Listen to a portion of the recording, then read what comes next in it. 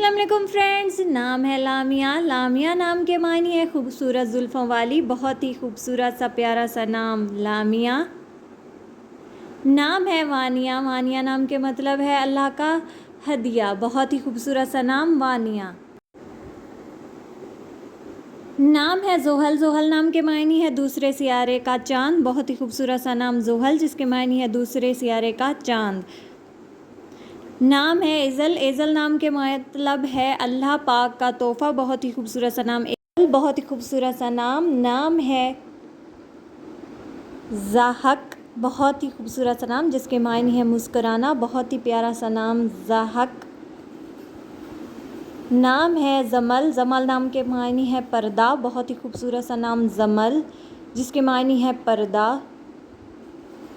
नाम है नौरा, जिसका मतलब है रोशनी या नूर। बहुत ही खूबसूरत सा नाम नौरा। नाम है अक्सा। अक्सा नाम के मायने है मस्जिद का नाम या सराह। बहुत ही खूबसूरत सा नाम अक्सा।